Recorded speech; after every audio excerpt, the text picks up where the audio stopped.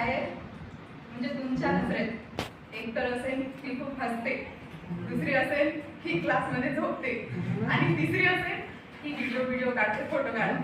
ह्या 3 ओळखी माझ्या आहेत तुमच्यासोबत. आता 4थी ओळख माझी. शिक्षक दिनानिमित्त कविता बनवली ही. म्हणजे दुपारी तसा झोपण्याचा वेळ असतो, पण आज मी झोपणं टाळली. म्हटलं चला काहीतरी चांगलं करू.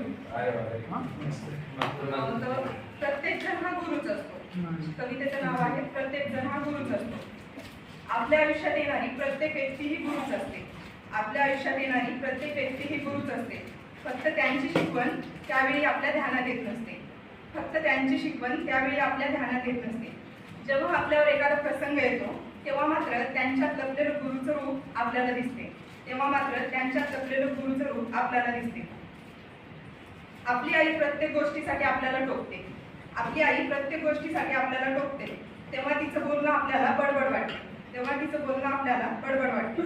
पण आयुष्यातल्या चुकलेल्या प्रत्येक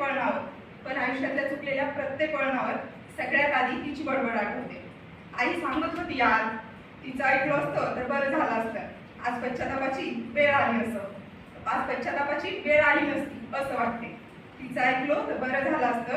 आज पश्चातापाची वेळ आली नसती असं वाटते. जेव्हा आपल्या भविष्याबद्दल वडील बोलतात तेव्हा वाटते याने कोणतं स्वतःचं भविष्य घडवलंय. माझ्या भविष्याची एवढी चिंता करतात. पण वेळ आल्यावर समजते त्यांनी त्यांच्या आईवडिलांच्या सुखासाठी स्वतःच्या भविष्याच्या चिंता केलेल्या असते. त्यामुळेच त्यांची चप्पल मुलांच्या सुखासाठी झिजत असते. जेव्हा आपली मित्र मैत्रीण 4 ज्ञानाच्या गोष्टी सांगते तेव्हा म्हणतो मित्र मैत्रीणच बनून राहा, बाप बनू नको. पण जेव्हा आपण चुकीचा निर्णय घेतो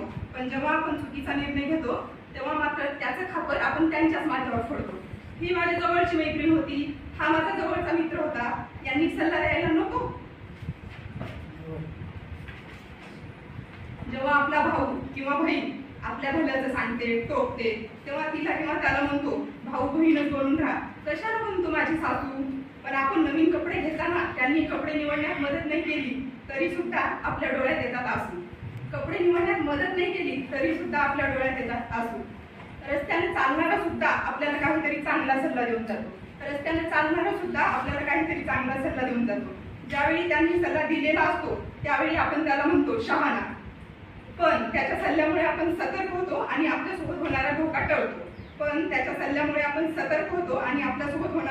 टळतो. धोका टळल्यावर मात्र आपण देवाचे उपकार मानतो. पण त्यापेक्षा त्यांनी जेव्हा निस्वार्थपणे सल्ला दिला त्यावेळी त्याचेच आभार माना. गुरु होण्यासाठी वयाने लहान किंवा मोठा असावे लागते असं काही नाही. आपल्यापेक्षा लहानही आपल्याला खूप काही शिकवून जातात. पण आपल्या दृष्टिकोनामुळे आपण त्यांचं ध्यानातच घेत नाही. आपल्या आयुष्यात येणारा प्रत्येक व्यक्ती हा गुरुच असतो. आयुष्याच्या प्रवासात वेगवेगळे गुरु येणेही सुरूच असते. म्हणूनच मला तुम्हा सगळ्यात आज गुरु दिसते.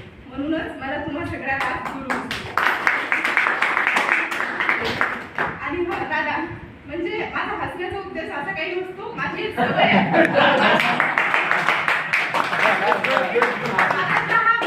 असं वाटते मला कधी कारण मला हसणं कंट्रोल होत नाही. हे म्हणजे आता मी हा लेक्चर शिकत आहे तर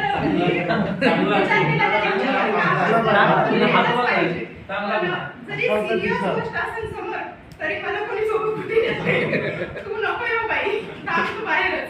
असं जीवन वाढवतं. मी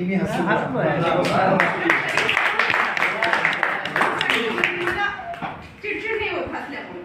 आणि बाकी मी फ्रीडम लाईफ करते त्यामुळं मला लोकांचा विचार करणे एवढं जास्त आवडत नाही. माझ्यातलं एक म्हणजे गुण आहे. मला असं वाटत नाही का लोकांचा विचार केला पाहिजे म्हणून मी एकदम फ्रीडम लाईफ करते. त्यामुळे आता समज गैरसमज याचा काही विषय येत नाही.